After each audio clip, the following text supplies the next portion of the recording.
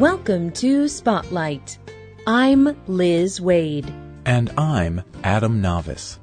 Spotlight uses a special English method of broadcasting. It is easier for people to understand, no matter where in the world they live.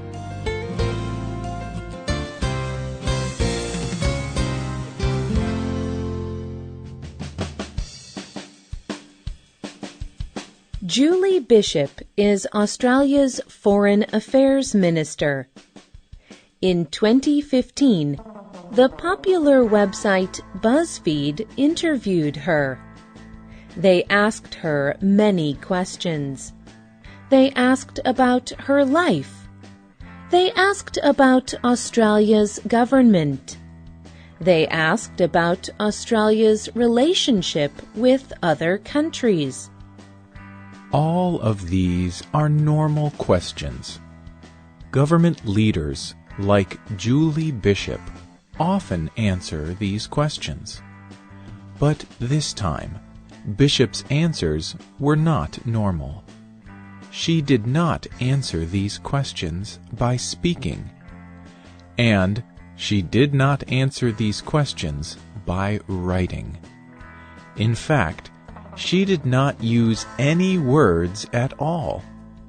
Julie Bishop answered all of these questions using emojis, small pictures sent from her phone.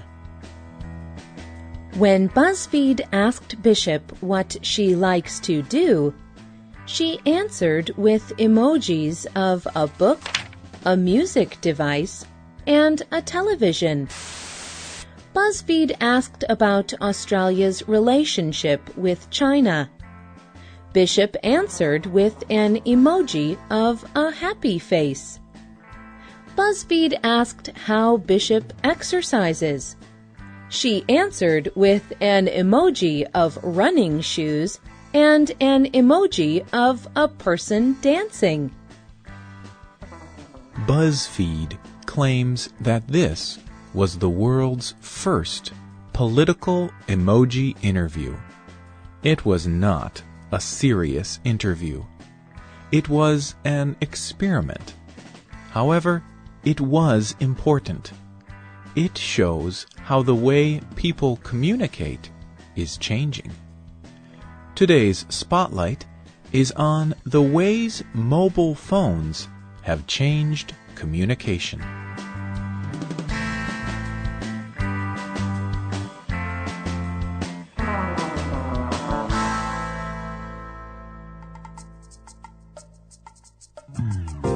People all over the world use mobile phones to communicate.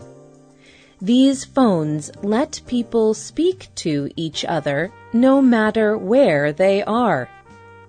Mobile phones also make it possible to communicate without speaking. Millions of people use their mobile phones to write short messages every day. These messages are called text or SMS messages. But there are some problems with sending text messages. Mobile phones often have small buttons. It is difficult to write text messages with these small buttons. So people often remove letters from the common words in their messages.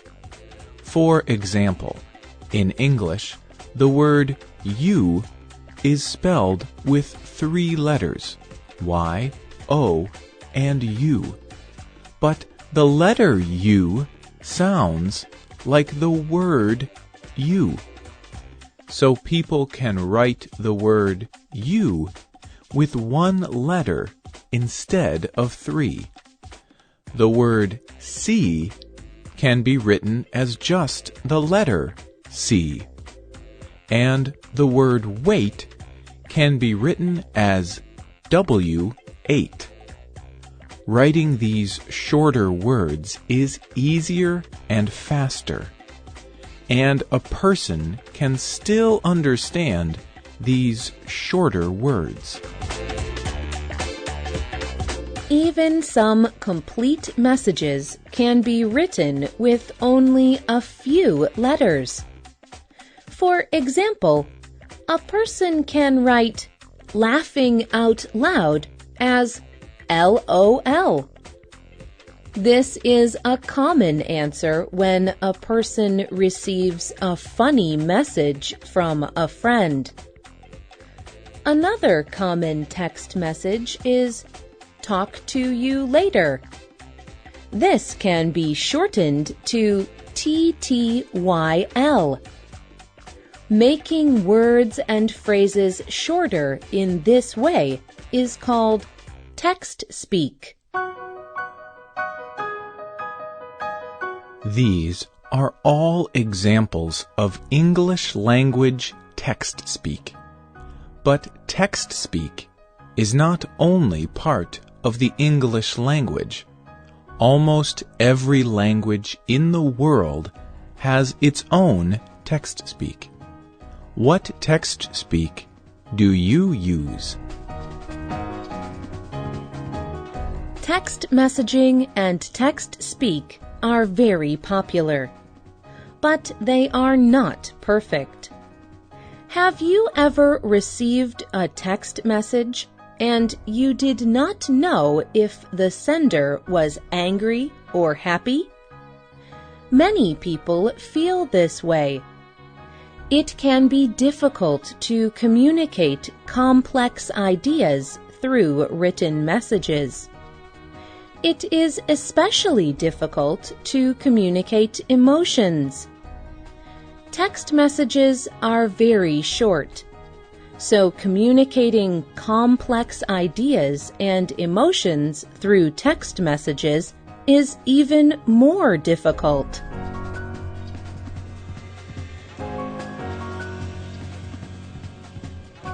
Shigitaka Kurita is a computer programmer from Japan. He wanted to solve this communication problem. So, in 1999, he created the first emojis. The word emoji means picture character. Emojis are simple pictures that can be used in text messages.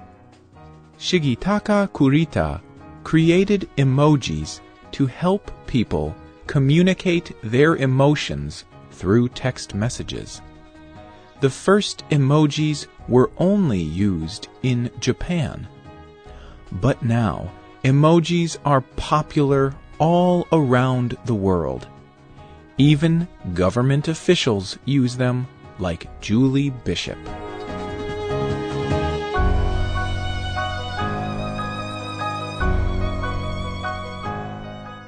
Text speak and emojis are popular, but not everyone likes these new forms of communication. The National Association of Schoolmasters Union of Women Teachers, or NASUWT, is a group that represents teachers in the United Kingdom. In 2003, the NASUWT tried to ban text speak in schools. They believed students were using text speak too often. Some students even used text speak on official school tests. Tino Ferry was a leader of the NASUWT. He believed text speak in the classroom needed to stop. He told the BBC, "I am not happy about it. It seems to be normal now. Students are not expected to use correct English."